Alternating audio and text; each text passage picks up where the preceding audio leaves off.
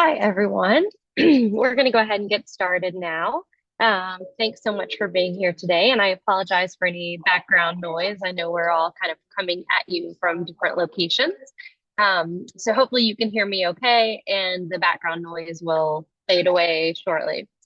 So just so everyone is aware, my name is Amanda Robertson. I'm the Director of the WASH and Energy Services for USAID Kenya and East Africa. The goal of this session is to examine the role of governance in WASH using case studies from Kenya and Ecuador. Before the case studies, I will provide a quick overview of the USAID WASH governance framework. So we can go ahead and flip to the next slide. All right. Before I do that, I just want to note in the agenda, then we'll have two presentations. We'll have presentations from Matthew Ondiek, the Governance and Partnership Leadership Lead for the USAID-funded Western Kenya Sanitation Activity, and also a presentation from Carlos Arias, the Water and Sanitation Lead from the USAID to Municipio Responde program in Ecuador. After that, we'll have a panel discussion with Rosalind Omolo, the County Minister for Public Health and Medical Services in Homa Bay County, Kenya, and Karen Marcio, the Mayor of the Pajan Municipality in Ecuador. And then we'll conclude with a general Q&A. So again, I'll be serving as moderator, popping in and out throughout, but you'll be hearing mostly from the folks that I just mentioned. But before we get to that, I'll speak a few more minutes just on the WASH governance framework, just so we're all kind of working off of a similar foundation as we move through the presentation. So our conversation today will be guided by USAID's WASH governance framework, which outlines key pillars and principles for effective governance in WASH and water resources management. The pillars include the policy framework, institutions, and governance processes, whereas the principles stress the importance of transparency, participation, effectiveness and efficiency, and accountability. Collectively, the pillars and principles are intended to be cross-cutting and mutually reinforcing. And from a USAID perspective, they highlight entry points or touch points where technical assistance and capacity building can focus to support systemic governance improvements in sustainable ways. When we speak of governance in WASH, there are a lot of things to consider within the pillars and principles. For example, the policy framework for effective WASH governance may be affected by national constitutions, laws, policy, and tenure systems, as well as cultural context, social norms, and prevailing power structures. Together, these pieces of the framework shape human interactions and guide, support, or constrain WASH governance action. Similarly, institutions can range from formal bodies or entities, such as service providers, subnational, national, or transboundary institutions, in addition to traditional or customary institutions, private sector entities, and civil society organizations. Institutions can also include informal entities and networks of actors and organizations that make specific contributions to governance and perform different functions, such as producing rules and decisions, enabling management actions, etc. Governance processes, which are the means for realizing the functions and the performance of governance, include articulation of institutional mandates, conflict resolution, lawmaking, policy formation, diffusion of information, and application of policy. So with that brief introduction and foundation of the pillars and principles, we're now going to turn things over to the presentations. So I'm going to start off with Matthew Ondiek, who I had a chance to tell you a little bit about earlier. You'll see his bio here now. So Matthew, over to you. You can turn on your camera and your microphone, and we look forward to your presentation. Thank you so very much, Amanda. That is loud and clear. I will be speaking about the USAID activity in Western Kenya It is known as Western Kenya Sanitation Project, being implemented in 8 counties within the Western region. The goal of this activity is to create a financially sustainable, transformative, replicable, and locally owned sanitation marketplace in the target counties of Western Kenya that I have said, 8 in total. The goal is basically to incentivize the sanitation marketplace in Western Kenya so that producers of the various sanitation and menstrual health products can be able to produce and sell the products to the households. The project has 3 overarching objectives.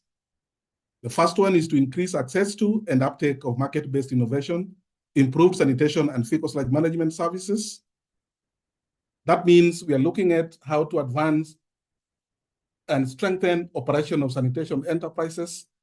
We are looking at transforming product systems, delivery models, and marketing approaches. We are also working towards expanding fecal sludge service delivery and product offering models. The second objective is looking at how to increase access to and uptake of market-based improved menstrual health management products and services at the household level. And that basically looks at how we are expanding behavior change and market campaigns for improved menstrual health and hygiene practices. We are looking at developing and supporting implementation of menstrual health social behavior change strategy. We are looking at menstrual health advocacy campaigns, and we are also looking at how we can improve menstrual health waste collection and management methods.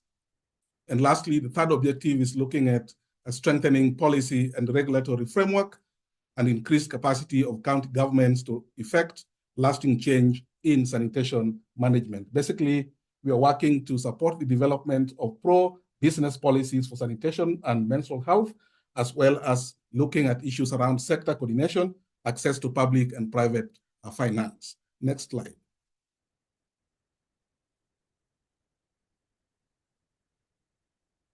I will speak briefly about the situation in Kenya in terms of how this work is aligned to the how the governance activities are aligned to the national policy framework.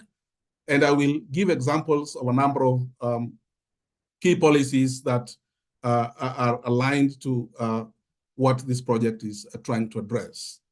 Allow me to start at the very top that there is a robust policy framework for delivery of sanitation and water services in Kenya. We have the Constitution of Kenya 2010. The Constitution 2010 guarantees every Kenyan citizen the right to access safely managed water and sanitation services. But most importantly, it also devolves service delivery to the 47 county governments. In addition to the Constitution 2010, we have Vision 2030, which also is the country's development blueprint, which is looking at making Kenya a middle-income country by the year 2030, and is putting in place different mechanisms and policy frameworks to ensure that the transition happens. In addition to that, we have the National Sanitation and Menstrual Hygiene Management Policies and Strategies, and all these policies have ensured that county governments become the duty bearers in terms of providing water and sanitation services. A number of institutions have been created by the frameworks that I have spoken about, but at the national level, we have the Ministry of Water, Sanitation and Irrigation and the Ministry of Health, with the sole mandate for policy formulation, standardization, capacity building, and ensuring that county governments are properly resourced to support the delivery of sanitation services. We also have, for example, the Water Services Regulatory Board, which is a regulator that works to ensure that consumers are protected and the water service providers comply to standard operating procedures, ensuring that the water that is provided, the sanitation services that are provided are safe and of good quality. In addition to that, we have a framework for supporting resource mobilization And this is done through Water Sector Trust Fund, which is an institution of government specifically mandated to mobilize resources to support investment in water and sanitation. They are not only mobilizing water from the private sector, but also ensuring that public sector is available to support some of these services in terms of infrastructure provision. But most importantly, we also have the county governments. I have spoken about this, and they have a very specific mandate to provide water and sanitation services through the water and sanitation companies that are wholly owned by the county governments. That institutional framework is aligned to the policy objective of the country, and all these institutions are working together to ensure that service provision is aligned and that institutions that are being mandated are providing services that is expected of them. There are also a number of processes that ensure that services are provided in an equitable manner. And there are a number of processes that support this, including citywide inclusive sanitation processes. This is a process that ensures that everybody, wherever they are, they can be able to access sanitation services, they can be able to access water services. The country has prepared an elaborate national investment plan for sanitation, and the counties are also in the processes of developing their own sanitation and hygiene strategic investment plan. These are processes that not only bring key stakeholders together, but most importantly ensure that the private sector players are also brought on board to play their role.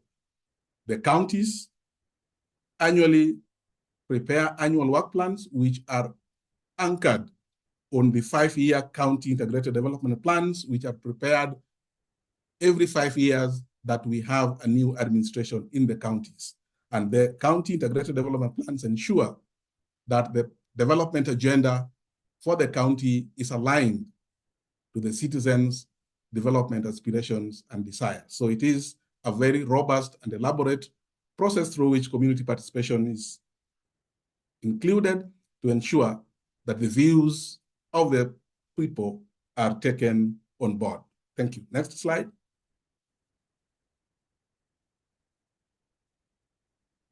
So I will speak about some of the interventions that we have had within this project, interventions which are intended to support governance improvement. At the beginning, we did undertake a very comprehensive assessment to just understand the regulatory framework.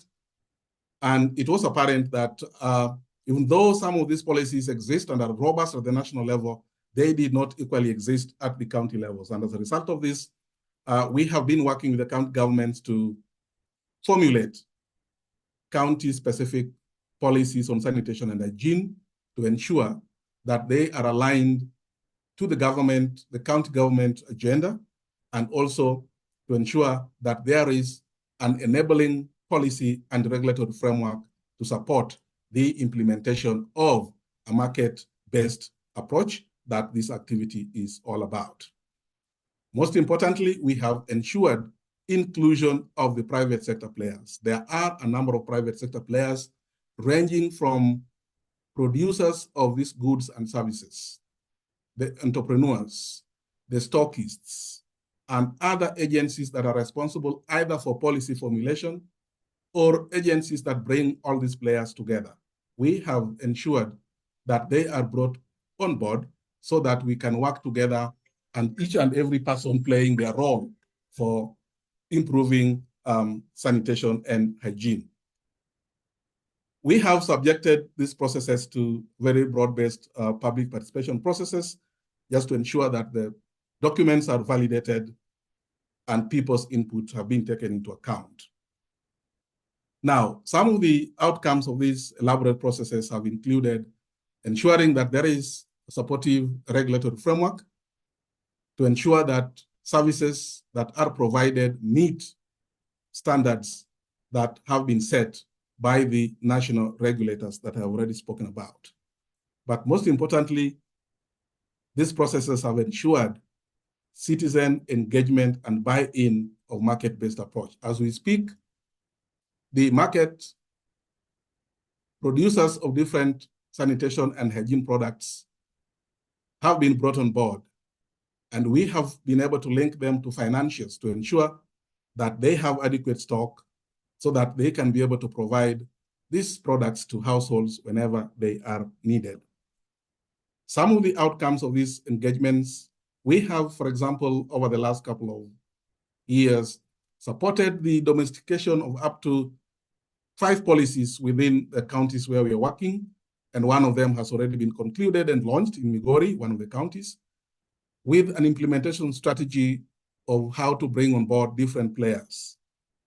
We have been able to work with different producers and managed to mobilize up to Kenya shillings 8 million for sanitation and hygiene. And to date, we can speak of almost over 100,000 people gaining access to improved sanitation and hygiene. Next slide. Of course, this being a market-based program has not been without challenges. And of course, the sector is expanding, and there are quite a few challenges that we have come across. Of course, the issue of menstrual health is still shrouded in a number of mysteries and cultural taboos and myths, which presents a challenge, especially to households, to discuss these issues openly with their children.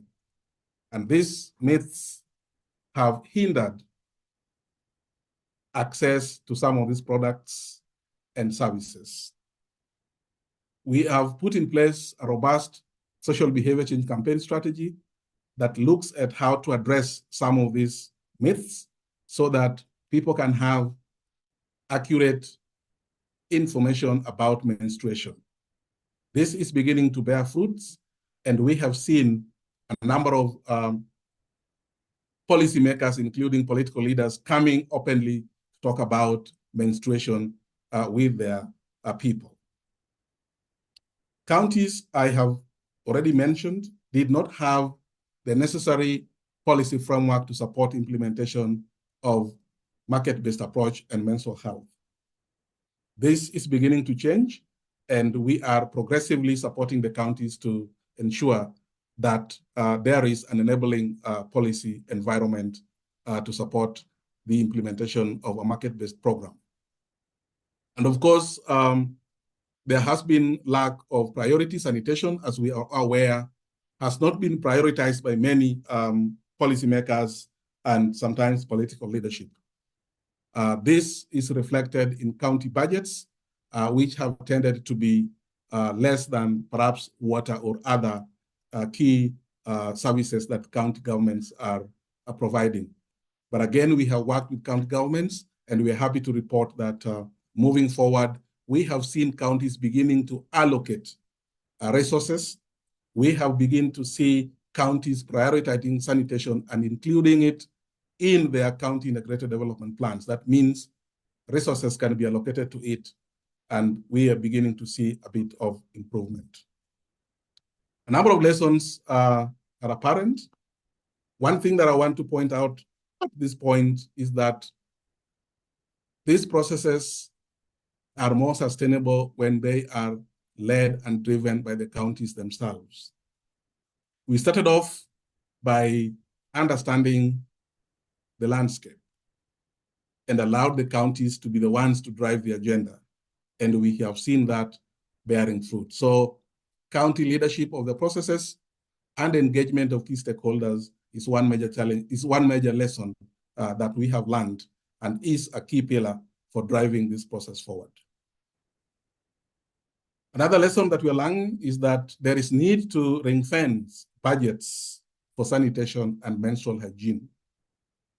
This is because, as I have said, these services are not funded adequately, and sometimes even the little resources that are allocated to them end up supporting other activities. And therefore, we are strongly recommending that these budgets be ring-fenced to ensure that they are expended to support sanitation and hygiene. And lastly, there is an increase of awareness of market-based principles for sanitation and menstrual hygiene. And this is something, a debate that is ongoing, and this awareness is being championed by local leadership structures, including people who have just volunteered to lead the process. So there is a wave of people working to ensure that there is awareness across board for market-based sanitation and menstrual hygiene. Next slide. There are a number of recommendations that we would perhaps discuss at this point in time. There is need to develop and build capacity of local development organizations to address issues of governance at the grassroots. This will ensure there is momentum for change, momentum that can be able to sustain the discussions around menstrual hygiene at the local level. In addition, we are also recommending that there is need to design and implement programs that will support the evolution and build a strong accountability mechanism at the county and sub-county levels. Of course, devolution is still new in the country, and it still requires a lot of support to ensure that accountability mechanisms are strengthened for accountability and, of course, for engagement of all the stakeholders. And this needs to be cascaded not just at the county level, but also at the county, sub-county levels. Strengthening county WASH networks. These are platforms through which different stakeholders and implementing agencies come together with the private sector to share experiences and lessons.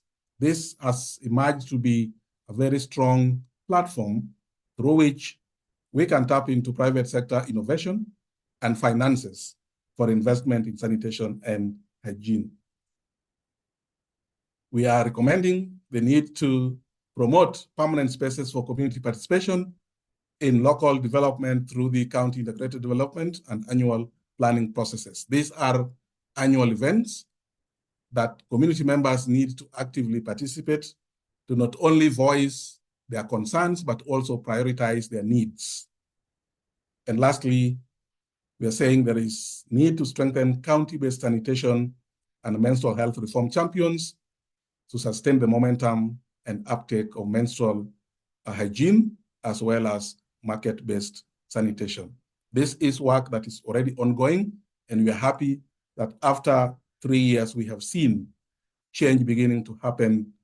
We have seen private sector players coming on board, and we have seen financial institutions making available finances to support enterprises that are keen to improve their stock levels and also stock additional sanitation and menstrual health products and services.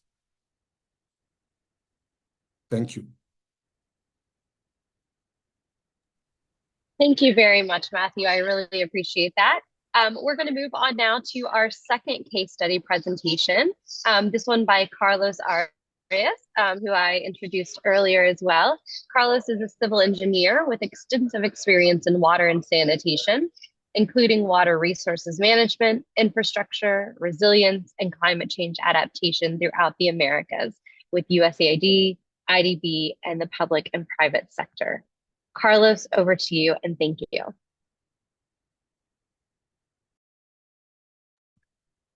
Gracias, Amanda. Buenos días con todos. Yo les voy a hablar sobre el proyecto Tumuni. Tumuni es un proyecto que se pretende implementar en 30 municipios en el Ecuador. Vamos a trabajar en las 3 regiones ecuatorianas. Es un proyecto previsto para 5 años. Actualmente nos encontramos culminando el primer año de implementación y en este año de implementación nos hemos propuesto fortalecer las capacidades y la funcionalidad de municipios locales. Hemos también trabajado con municipios y gobiernos locales, interinstitucionales y otros sectores de la población, como puede ser el sector privado o las organizaciones sociales. Nosotros utilizamos un enfoque integrado que trabaja para fortalecer los diversos servicios municipales, especialmente los de agua y saneamiento. Pasemos a la siguiente, por favor.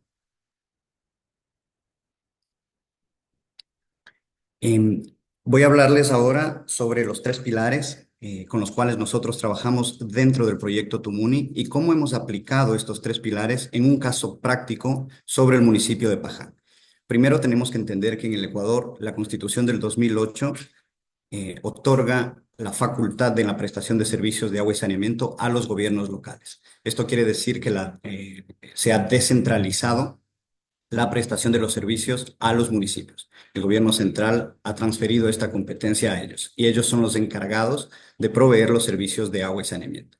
Es importante destacar que en el Ecuador los servicios de agua y saneamiento no se pueden concesionar, no se pueden entregar a operadores privados. Siempre tiene que haber una participación del gobierno central y de los municipios. Trabajamos con las municipalidades de las 3 regiones, de la región costa, la costa del Pacífico, donde trabajamos con municipios que se encuentran a nivel del mar, municipios que se encuentran en la región andina o sierra del país, que son municipios que se encuentran en altitudes de hasta 4.000 metros sobre el nivel del mar, y en la región amazónica, donde también tenemos municipios con los que trabajamos. Además de esto, trabajamos con empresas públicas, son las prestadoras de servicios en algunos municipios, municipios medianos o grandes con un alto desempeño. Y además, también manejamos las juntas administradoras de agua, que son prestadores de servicios comunitarios, donde el municipio o donde las empresas públicas no pueden llegar. Tienen una importante relevancia, sobre todo en los contextos rurales y dispersos de los municipios. Los procesos con los que trabajamos están articulados con los planes de desarrollo y ordenamiento territorial que cada municipio tiene que desarrollar. Estos planes son planes estratégicos donde se establecen cuáles son las directrices de crecimiento, de ordenamiento del territorio para los próximos años. Trabajamos presupuestos participativos donde vinculamos a la sociedad a formar parte activa de las decisiones y de la planificación del uso de los recursos.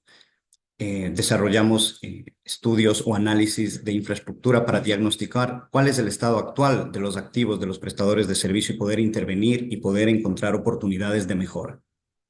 Y hemos establecido una estrategia de victorias rápidas, Quick Wins, que lo que buscan es, primero, demostrar las capacidades de los funcionarios y demostrar cuál es la pertinencia del proyecto Tumuni para poder articularse con los municipios y poder desarrollar los proyectos. A través de estas intervenciones rápidas, lo que pretendemos también es demostrar que con pequeñas intervenciones, con pequeñas inversiones, podemos generar cambios de alto impacto en los ciudadanos. En el caso de Paján, les pasaré a explicar cuál fue la estrategia que conseguimos con ellos. Siguiente, por favor. Tenemos que entender que el tema de la gobernanza del agua en el caso de Paján se basó en la vinculación de la comunidad a través de diálogos públicos, a través de estrategias de comunicación directa entre los ciudadanos, las autoridades y las organizaciones de la sociedad civil. Pudimos establecer cuáles son las necesidades y cuáles son las oportunidades de intervención del proyecto. La entrega de equipos por parte de USAID al municipio y a los usuarios fue beneficiosa en varios sentidos porque no únicamente satisfacieron una necesidad puntual, sino que dieron pie a que podamos seguir trabajando en otras actividades que se conectan con estas primeras intervenciones. Dentro de las consideraciones de gobernanza, trabajamos dentro del marco regulatorio, dentro de las capacidades de los municipios en generar política pública que beneficie a los ciudadanos. Es así que de las necesidades que pudimos encontrar con los ciudadanos, se llevó al nivel de autoridades para que se pueda legislar y crear nuevas ordenanzas que beneficien a los ciudadanos en el pago de los recursos, de los servicios, por ejemplo. Entonces, esta vinculación de los ciudadanos en la toma de decisiones es algo que facilitó el proceso y es una estrategia de éxito para nosotros. ¿Cuáles fueron los impactos y los resultados que obtuvimos a través de estos diálogos públicos, a través de estas entregas de equipos?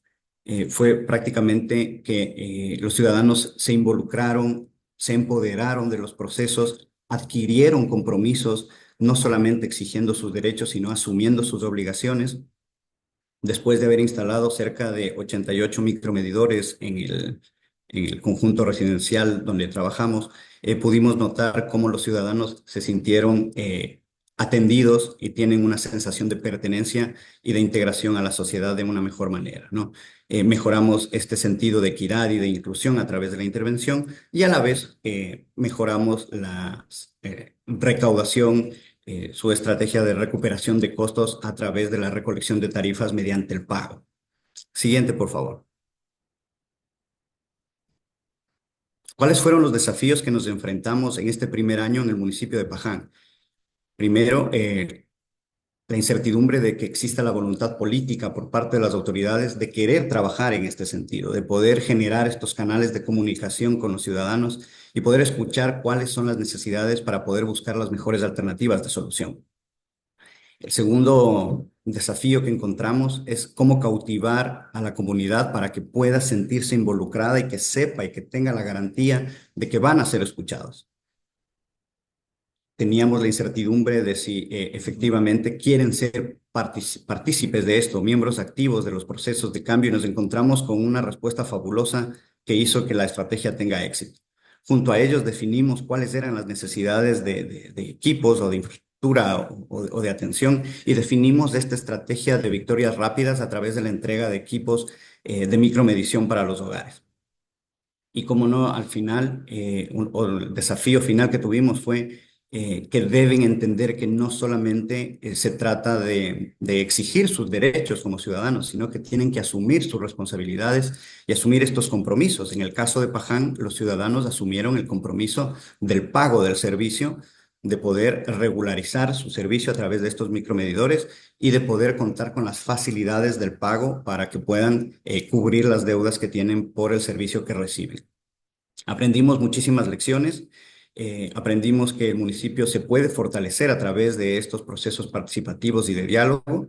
El municipio, después de atender estas necesidades, se refuerza en su presencia en el territorio, y es así que esta estrategia de puertas abiertas del municipio, de poder escuchar al ciudadano, de poder atender sus necesidades, de darle un rol protagónico en la planificación y en la ejecución de este tipo de proyectos, es una lección sin duda valiosa que la vamos a replicar en otros municipios y en otros contextos. Para nosotros, Paján es un caso de éxito y sin duda lo tenemos que seguir replicando. La transparencia en los procesos, mantener siempre al usuario final, a la población comunicada e informada acerca de las decisiones que se hacen, es realmente clave y es muy pertinente compartirlo con el resto de alcaldes del país. Y finalmente aprendimos que este compromiso de los ciudadanos tiene que ser sostenido. Tienen que ser estrategias que puedan garantizar la sostenibilidad del compromiso del ciudadano a largo plazo, y no solo con esta intervención, sino con otras a través de todos estos procesos de transparencia y de puertas abiertas. Siguiente, por favor. ¿Cuáles son las recomendaciones que nosotros podemos compartir con ustedes y el resto del mundo sobre la experiencia que tuvimos en Paján? Primero es efectivamente el compromiso de la comunidad, ¿no? Nosotros recomendamos que en los proyectos de desarrollo se trabaje mucho en los compromisos que deben tener los usuarios después de recibir este tipo de atención frente a su demanda ciudadana. Entender que no se trata solo de los derechos y de cubrir esas necesidades que tienen, sino llegar a compromisos, acuerdos y poder tener este compromiso por parte del usuario de que va a ser partícipe de esto. Luego, también recomendamos una comunicación efectiva. Estas intervenciones tienen que ser complementadas con campañas de comunicación para dar a conocer precisamente los resultados y precisamente la metodología o cómo llegamos a estos resultados. Mantener a la comunidad siempre informada, sin duda alguna, es clave y ha sido un factor de éxito en el proyecto de Paján acá en Ecuador. Nuestra tercera recomendación es identificar a estos líderes locales, estos líderes que están en el día a día de la comunidad, que entienden que son voceros de los grupos, de los distintos grupos sociales de los municipios, de las ciudades, líderes que se encuentran en todos los ámbitos, líderes deportivos, líderes comunitarios, líderes ambientales, etcétera, y trabajar con ellos de cerca y mantenerlos siempre involucrados, pero sobre todo informados. Eso es sin duda alguna clave.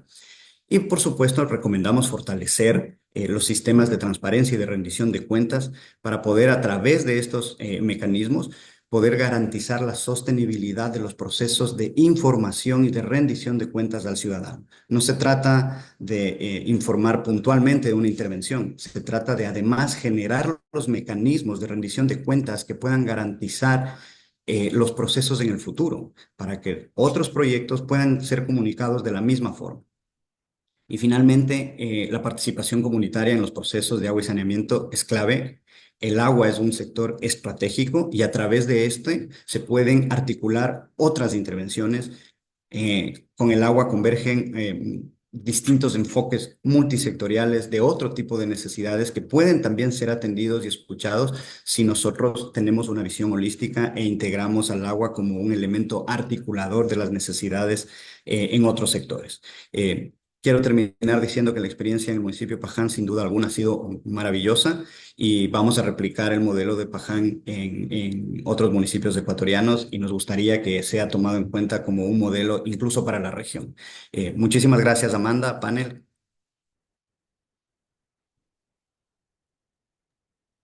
Thank you very much, Carlos. We're now going to move to a panel discussion that's going to give a bit more insight across the two country programs. We have Rosalind Omolo from Kenya and Karen Marcillo, who are joining us today. A little bit of their bios are up on the screen, so you can learn a little bit more about them. But in the interest of time, I'm going to go ahead and start asking the questions. So the first question that I have for our panelists is, how in your role have you championed or advocated for improvement in water and sanitation services? Rosalind, I'll start with you and then hand over to Karen. Good afternoon, everyone. I hope you can hear me well. So one of the greatest things, and I think, thank you very much, Amanda. I think Carlos brought it out very well, the issue of accountability and the matter of political goodwill. So one of the things that we've done as a county is take up the whole matter of agency, of ensuring that as a government, we step down, especially because we are a devolved government. So we step down the responsibility of the government to deal with these issues. I say this because when you look, for instance, at our Water Act, Article 62 says that all water, the catchment areas, rivers, etc., are held by the government in trust for the people. That's a very sweeping statement, and it does not really give anybody, the agency, and anybody the responsibility. So one of the things that we've quickly done as a county is to develop the water policy where we recognize the Water Users Association, bringing together all the water users at the ward level, because that's the lowest level of administration for a county. And what this has helped us to do is we are able to get better resource management and also better accountability. I think the bigger question here is accountability, especially from the county government angle. Then on the matter of sanitation, of course, other than fully implementing the existing policies in sanitation, we are also going a step further, and I think Matthew's alluded to this, the issue of the private sector. And sometimes when people talk about the private sector, Amanda, they think about the big companies, they think about the big institutions, but the private sector really just means anybody who is not a government agent. And so for us, it goes to the basic, to the very, very basic. We are talking about the woman in the market, the one with the breast, who has a child, who needs to dispose of the used Pampers and so on and so forth. How do we take care of our waste? How are we as a community looking at our waste? And so we've championed and we've been able to talk about bring out the individual responsibility and look at market-led sanitation as a responsibility of anybody who is having access to this. And so we've done this through community dialogues. We've done this through participation in national fora on sanitation. And also just looking at the whole matter of policy and frameworks and coming together very strongly with partners to ensure that there is transparency and stakeholder engagement is very, very key. So we've just sort of brought everybody on board, and we do not have a conversation in a space. We have a conversation with actual communities, with actual deliberations on what exactly are the steps that we are going to do. And also there's also the issue of the perennial issue everywhere of cash flow. So we are also talking about how do we manage to raise funds to ensure that we have the funds that we need for the interventions that we need to carry out as a county. And so I think that's one of the ways that we have managed to bring this to the next level, especially with the private players, as I mentioned. Thank you, Amanda. Thank you. Karen, over to you. And if you'd like me to repeat the question, just let me know. Otherwise, I'll leave it over to you. No, no, Amanda, muchas gracias. Buenos días con todos los panelistas, con todas las autoridades, cooperantes, aliados que se encuentran presentes, con las 50 personas, o un poco más de 50 personas que se encuentran conectadas. Un saludo fraterno desde Ecuador. Bueno, creo que antes de entrar a cómo ha sido mi involucramiento dentro de la mejora en brindar el servicio del agua a nuestro querido cantón, voy a dar una pequeña reseña sobre lo que es el Cantón Paján, ¿no? El Cantón Paján está situado al sur de Manabí, es un cantón un poco grande en extensión, un poco más de 1000 kilómetros de extensión, es rural, o sea, es campo más que urbano y apenas con unos 40.000 habitantes. Las necesidades son múltiples, ¿no? Una de las necesidades básicas, pues, es el tema de no tener agua en todos los hogares de Paján. Y yo creo que una de las situaciones claves que yo pude detectar y la cual me ha permitido involucrarme en el tema de mejoramiento, en el poder dotar agua a la ciudadanía de Paján, es el tema de la priorización. Paján, como es un cantón pequeño, es un cantón rural, hay muchísimas necesidades, muchísimas, en todos los sectores, pero el priorizar y el enfocarme en el poder dar o mejorar el servicio del agua en la localidad es lo que ha permitido pues que nosotros tengamos ahora pues un buen resultado.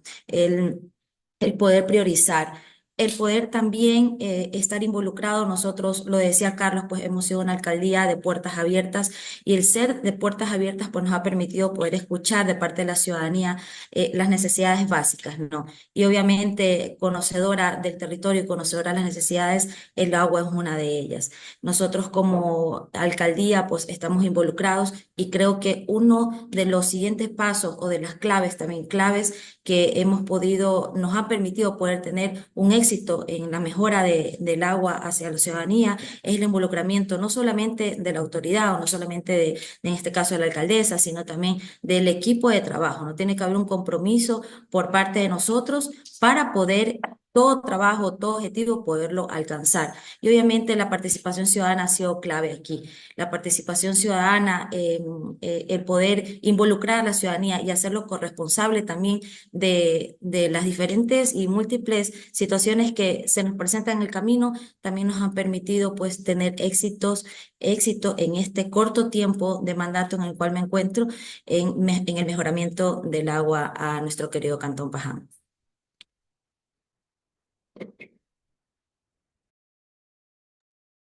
Muchas gracias. Thank you, Karen. Before I move on to the next question, I just wanted to go ahead and invite people to go ahead and start plugging in any questions you have for the Q&A. We're going to be saving about 10 minutes at the end for a question and answer period. So please feel free to start adding those into the chat box as they pop into your head. All right, the next question for our panelists is, institutional capacity plays a crucial role in effective governance. How did your government institutions influence the success of these water and sanitation initiatives in your respective countries? This time I'm going to start with Karen and then hand over to Rosalind.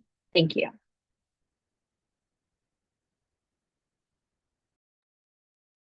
Bueno, uno de los objetivos que nos hemos propuesto dentro de este proceso de mejorar el servicio, la dotación del agua, es el crear políticas públicas en beneficio de la ciudadanía, ¿no? El ser una alcaldía de puertas abiertas o el ser un municipio que escucha a la ciudadanía y sabiendo que el Cantón Paján es un cantón de estadística un poco pobre dentro de nuestra provincia, nos involucró a nosotros como autoridades trabajar en políticas públicas en donde se le dé facilidades de pago a la comunidad, en este caso a la comunidad o los usuarios directamente del agua, ¿no?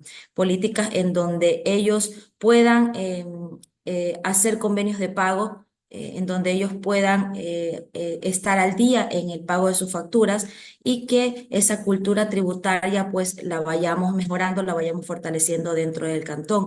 Y por supuesto pues nosotros estar brindando el servicio de calidad todos los días, 24 horas al día, y que no haya una paralización del servicio por falta de mantenimiento o por falta de alguna situación. Hemos sido una alcaldía también preventiva y eso también nos ha dado resultados.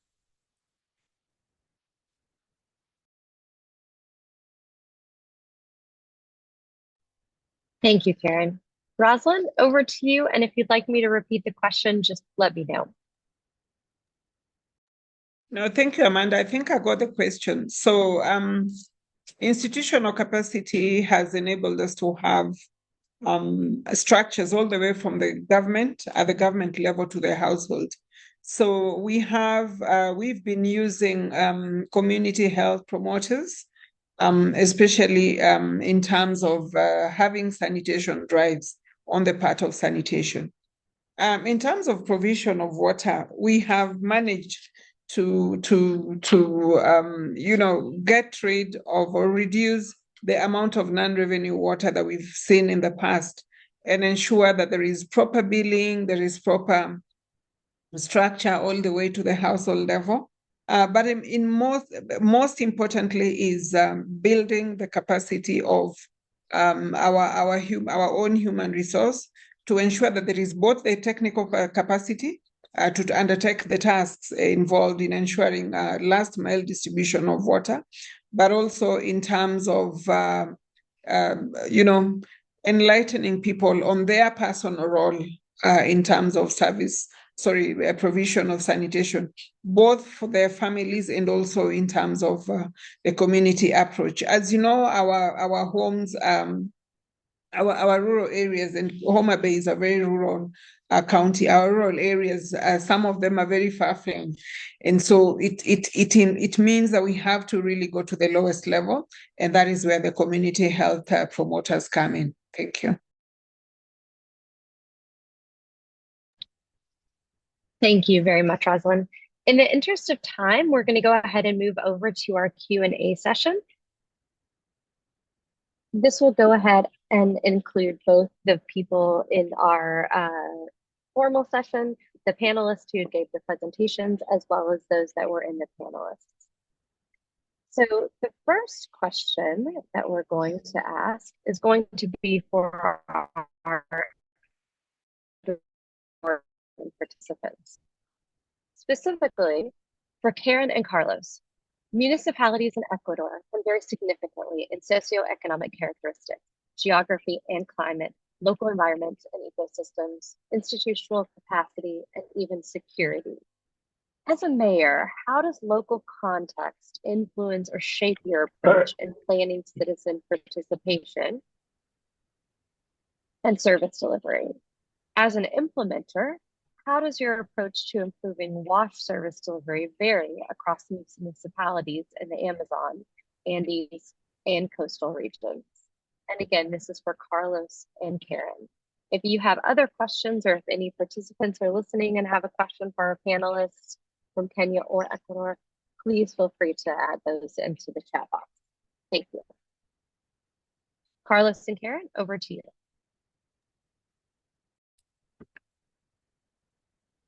Yes, thank you very much for the question. Just to let you know that we are.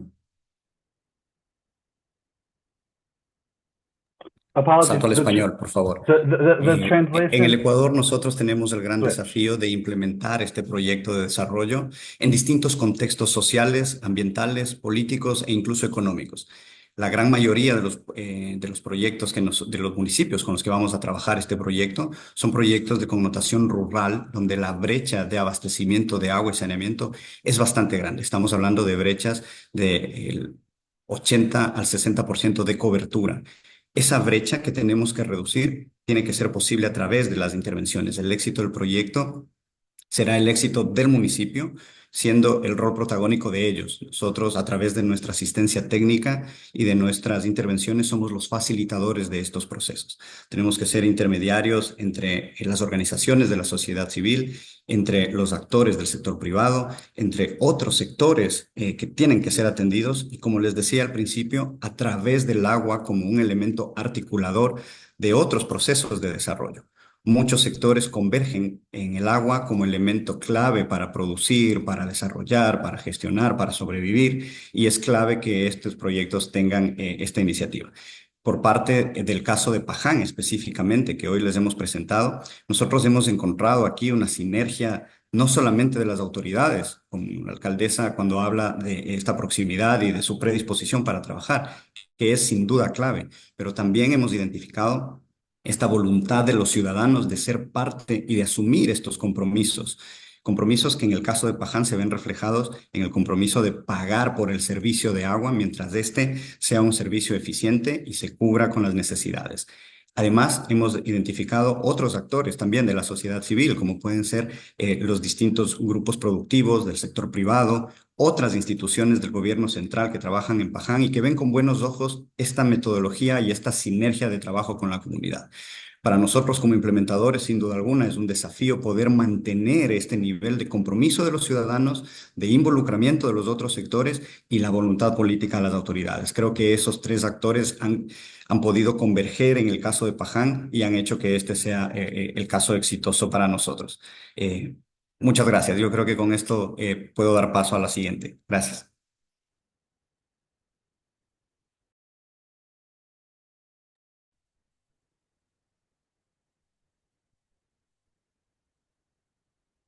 All right, thank you very much. So the next question is actually going to be for our Kenya colleagues. And this is specifically Rosalind and Matthew. The question is, the institutional framework for governance in Kenya and work done to subnational level is well described, but what about the innovations? What innovations are you applying? How are you supporting policy to improve innovation? How can you mobilize more resources that you have in 3 years? How can you mobilize more resources than what you have in the last 3 years, given the limited money and financial resources often available? All right, over to Rosalind and Matthew. Thank you, Amanda. Amanda? If I may, so one of the innovations that I previously talked about, and I'll just maybe recap, is the issue of bringing in the private sector, and the private sector specifically at the lowest possible level.